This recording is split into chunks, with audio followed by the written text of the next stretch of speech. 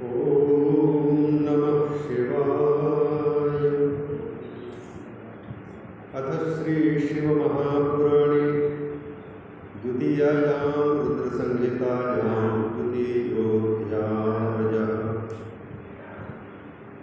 श्री शिव महापुराण की 7 संहिताओं में से दूसरी संहिता, जिसका नाम है रुद्र संहिता, रुद्र संहिता के 5 खंडों में से प्रथम खंड, जिसका नाम है सृष्टि खंड। उस सृष्टि खंड में 20 अध्यायों में संपूर्ण विश्व की उत्पत्ति का वर्णन किया जा रहा है और प्रसंगवशात भगवान की पावन कथाएं शुरू करके यहाँ पर वेदव्यास जी भगवत तत्व का निरूपण कर रहे हैं।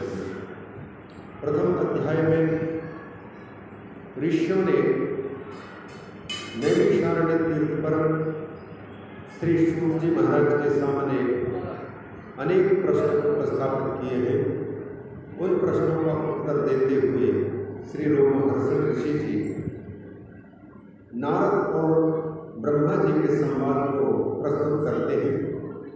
अतः नारद का ब्रह्मा जी के साथ में मिलन कैसे हुआ और फिर ब्रह्मा जी के सामने नारद जी ने क्या पूछा और क्यों उन्हें रुद्र संहिता को सुनने की आवश्यकता पड़ी, इन सारे तथ्यों को, रहस्यों को समझने के लिए पहले यह भूमिका रची जा रही है कि नारद जी श्री शिव महापुराण की दूसरी संहिता रुद्र संहिता, जिसको कहा जाता है, रुद्र संहिता के 5 खंडों का अर्थात सृष्टि खंड, सती खंड, पार्वती खंड, कुमार खंड और युद्ध खंड, ये एक एक स्वतंत्र पुराण की भांति विशाल विशाल ग्रंथ हैं। इन 5 को मिलाकर के रुद्र संहिता कहा जाता है। रुद्र संहिता के माध्यम से भगवान नारद जी ने अपने पिता ब्रह्मा जी के मुख से भगवान शिव का संपूर्ण पावन चरित्र सुना है। अतः उस पावन चरित्र को सुनने के पूर्व नारद जी किस प्रकार से इस कथा को सुनने के अधिकारी बने और भगवान ब्रह्मा अपने पुत्र नारद जी को किस प्रकार से श्रवण कराया, उस बात को बताने के लिए अब द्वितीय अध्याय में वर्णन कर रहे हैं नारद जी की तपस्या, नारद जी का मोह और फिर उस मोह में आकर के शील निधि की कन्या श्रीमती के मोह में पड़ करके उनके नहीं प्राप्त होने पर भगवान विष्णु को और भगवान शंकर के गणों को शाप देते हैं। इन सब बातों को इस अध्याय में और आगे वाले अध्याय में प्रस्तुत कर रहे हैं। इसके बाद भगवान नारद जी को अशांति पकड़ती है, अर्थात भगवान विष्णु को श्राप देने के कारण और शिव गणों को भी शाप देने के कारण उनके चित्त में बहुत पश्चाताप होता है और ग्लानि होती है। उस ग्लानि की निवृत्ति के लिए वो अनेक उपाय पूछते हैं, जिनमें फिर भगवान स्वयं विष्णु उन्हें उपाय बताते हैं कि समस्त तीर्थों की यात्रा पहले करो और इसके बाद फिर सबसे अंत में काशी जी में जाकर के विश्वनाथ जी का दर्शन कर, पूजन कर, फिर ब्रह्मा जी के धाम में पहुँच करके उनसे जिज्ञासा प्रकट करो। भगवान शिव की माया से आप मोहित हुए, इसलिए शैवी माया से मुक्ति चाहते हो, संसार में माया के बंधन से मुक्त होना चाहते हो, तो भगवान शिव की शरण में जाओ और शिव की शरण में जाने से पूर्व शिव का परिचय जानो और शिव का परिचय देंगे ब्रह्मा जी, जो कि सर्वज्ञ है। इन सब बातों को पहले प्रारंभिक अध्याय में दिया जा रहा है। द्वितीय अध्याय में प्रारंभ कर रहे हैं। सूत उवाच एकस्मिन् समये विप्रा नारदो मुनिसत्तमः ब्रह्मपुत्रो विनीतात्मा तपोर्थं मन आदधे हिमशैल गुहा काचित् एका परमशोभना यत्समीपे सुरनदी सदा वहति वेगतः। सूत जी नैमिषारण्य तीर्थ में समुपस्थित समस्त मुनियों के सामने भगवान की कथा सुनाते हुए कहते हैं, एक समय की बात है, मुनियों में श्रेष्ठ नारद जी, जो कि ब्रह्मा जी के पुत्र हैं, विनीत हैं, उनके मन में तपस्या करने की इच्छा हुई तो उन्होंने तपस्या करने का मन बनाया।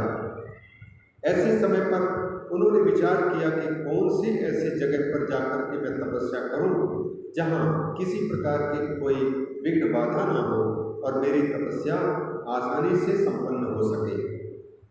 विचार करके और अन्य जगह से भी जानकारी प्राप्त करके इस निर्णय पर पहुंचे कि तपस्या के लिए हिमालय की भूमि बहुत पवित्र है और हिमालय में भी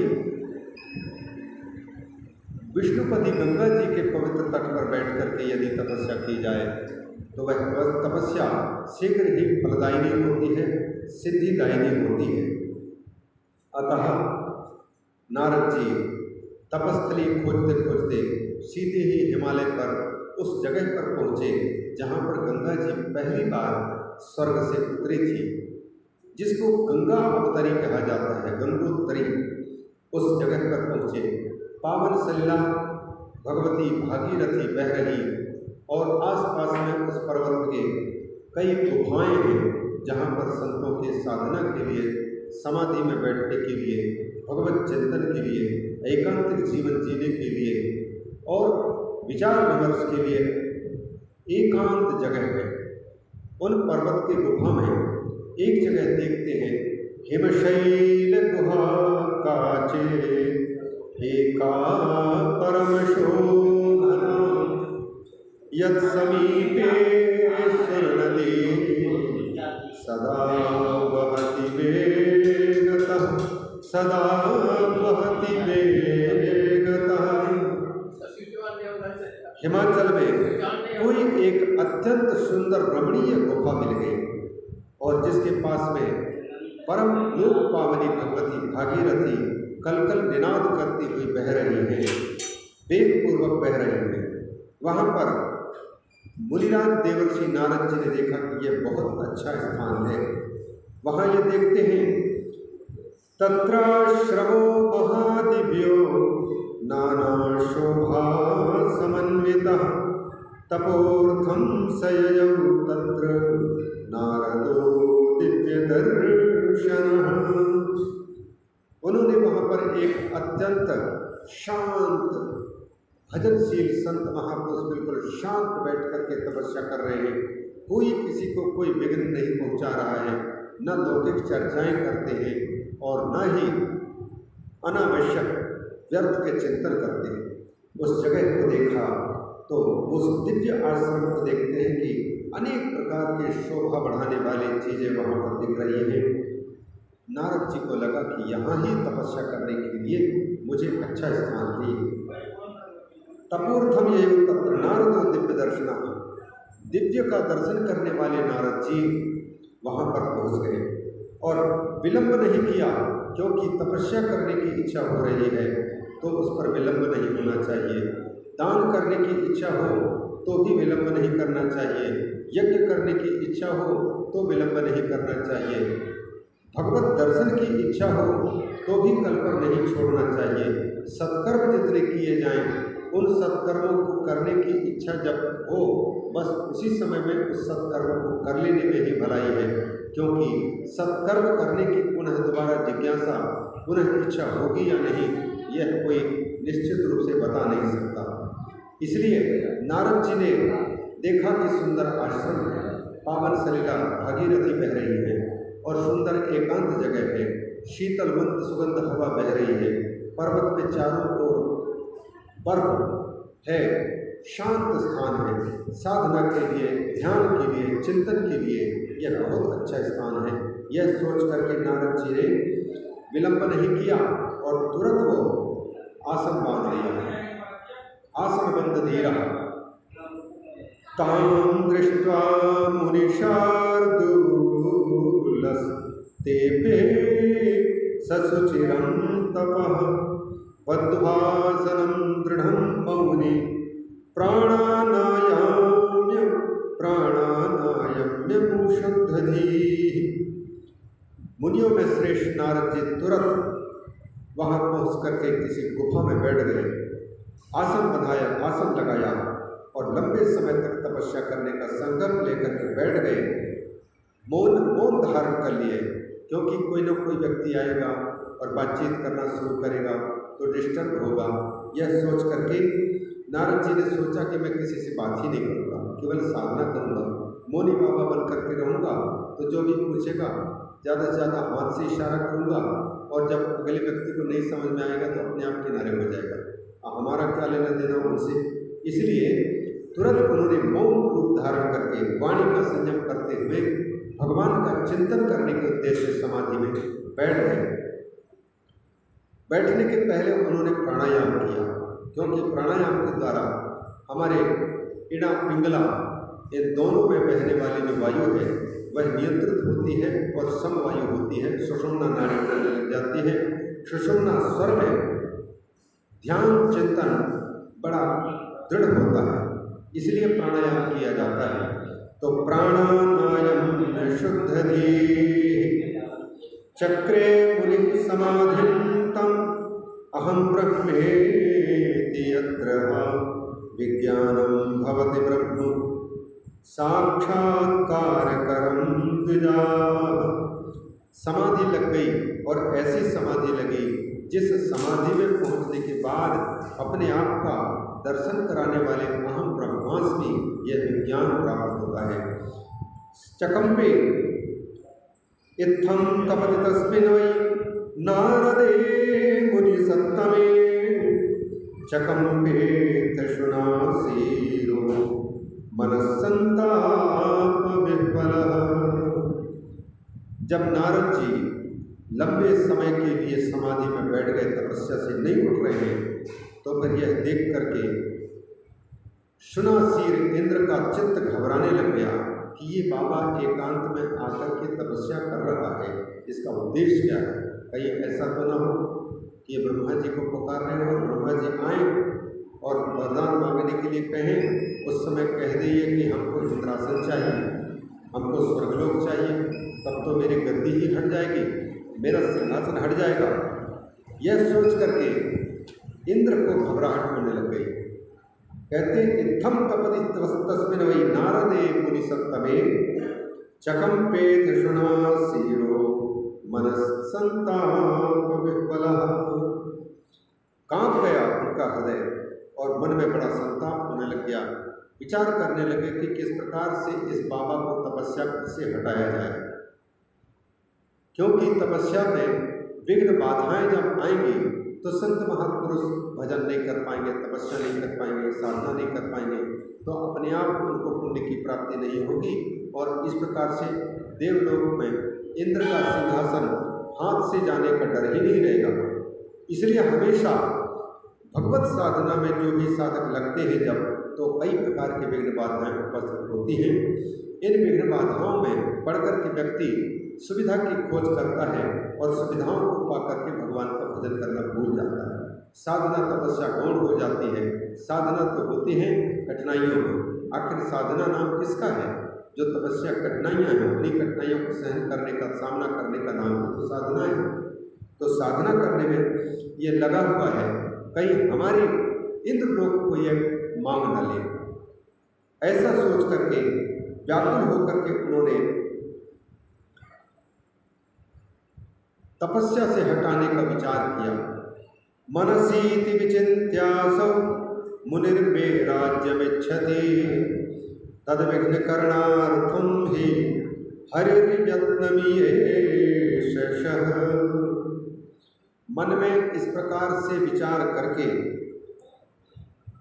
कि यह मुनि मेरा राज्य हड़पना चाहता है, अतः मुनिवर नारद जी को तपस्या से विरत करने के लिए अर्थात विघ्न उपस्थित करने के लिए विचार कर ही रहे थे, तब तक उनको याद आया कि कोई भी साधु महात्मा हो, चाहे कोई गृहस्थ हो, उसका कमजोर बिंदु कहाँ है?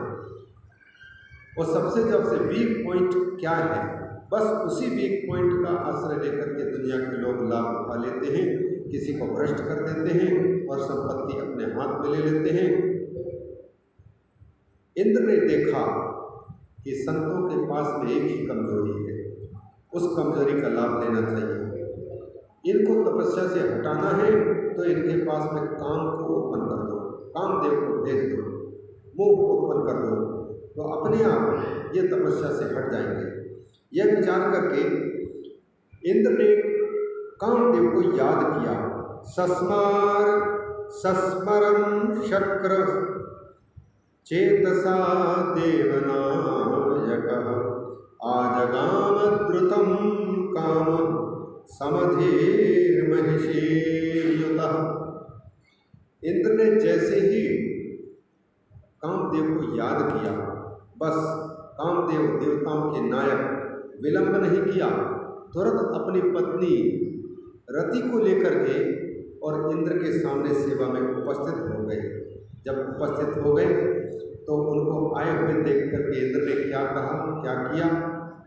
अथागतं स्मरं दृष्ट्वा सम्बोध्य सुरराट् प्रभुः उवाच तं प्रपश्यासु स्वार्थे कुटिलशेमुषिः। कामदेव को आया जान करके देवराज इंद्र ने कामदेव को संबोधन बड़ा प्रेम भरे शब्दों में संबोधन करना शुरू किया। कहा, कुटिल शेमुषि, बुद्धि तो टेढ़ी है, चाहता बड़ी चीज है। ऐसे कुटिल स्वभाव वाले इंद्र ने रति के पति कामदेव से कहा, क्या कहा। मित्रवर्य महावीर सर्वदा हितकारक क्षण प्रीत्या वचो में तुम गुरु साहाय्यमात्मना। आप तो मेरे सब मित्रों में से बड़े सबसे नंबर 1 के मित्र हैं, मित्रवर्य हैं और महावीर भी हैं। संसार में ऐसा कोई भी व्यक्ति दिखा दो जो कामदेव को पराजित करके दिखा दे। दुनिया के कीट पतंग पशु पक्षी पेड़ पौधे भी सबके सब काम के चेले बनकर के घूम रहे हैं, सबके सब। तो कामदेव से कहते हैं आप तो महावीर हैं। दुनिया के चाहे बड़े बड़े महावीर आ जाएं, बड़े बड़े हिटलर आ जाएं, बड़े बड़े न जाने कितने देशों पर जीत हासिल करने वाले आ जाएं, लेकिन कामदेव को कोई नहीं जीत पाता। कामदेव सब पर जीत हासिल कर लेता है, अतः महावीर कहला रहे। कहते हैं आप तो महावीर हैं और सर्वदा हितकारक, अभी से नहीं बल्कि बहुत पहले से हमको अच्छी तरह पता है। हमें जब जब जरूरत पड़ी आपकी, तब तब आप याद आए हमें और तब आप आए। और जब मैंने कहा कि जाओ उस ऋषि को तपस्या से विरत करो, क्योंकि वो पुण्य कमा लेगा तो स्वर्ग की प्राप्ति कर लेगा, यहाँ आकर के फिर हम पर लोग जमाना शुरू करेगा। अतः हमारी बात को सुनकर के आपने तपस्वियों को आपने भ्रष्ट किया बहुत जगह में जा करके। तो ये कामदेव को प्रेरित कर देते हैं इंद्र, ताकि स्वर्गलोक में संसार के लोग जाने न पावे, इस संसार में ही रच-पच करके और यहाँ के ही कष्टों को भोगते रहें और यहाँ के क्षुद्र सुखों को ही सबसे बड़ा सुख समझ करके बस यही लटके रहें। जैसे छोटे बच्चे को माँ खिलौना दे देती है और उस खिलौना को पाकर के छोटे बच्चे खेलने में मस्त हो जाते हैं और भगवान उनकी ओर से माँ उन बच्चों की ओर से बिल्कुल निश्चिंत हो जाती हैं। उसी प्रकार से भगवान भी संसार में व्यक्तियों को, विशेषतः कामी व्यक्तियों को, विशेषतः वस्तुओं की चाह रखने वाले व्यक्तियों को, भौतिक वस्तुओं की चाह रखने वाले लोगों को भौतिक वस्तु दे करके और भगवान प्रलोभन स्वरूप उनको दे करके और उनसे फिर छुट्टी ले लेते हैं और फिर वह व्यक्ति उन वस्तुओं के चक्कर में पड़ करके घर, मकान, स्थान, पद, प्रतिष्ठा, इन सब चीज़ों को पाकर के भगवान का भजन करना ही भूल जाता है। ये खेल खिलौने देकर के भगवान अपने भजन से विरत भी करवा देते हैं और इसका माध्यम बनाते हैं इंद्र को, क्योंकि इंद्र को सबसे बड़ा डर होता है। केवल इंद्र को ही नहीं बल्कि भारत के किसी भी ऊंचे पद पर विराजमान उन पदाधिकारियों से पूछो उनको किस बात का डर है।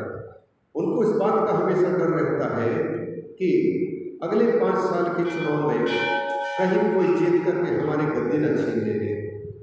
तो इंद्र को जैसे भय होता है अपने सिंहासन जाने का, उसी प्रकार से प्रत्येक व्यक्ति को भी अपनी प्रतिष्ठा के गायब होने का भय रहता है, अपने पद छिन जाने का भय रहता है।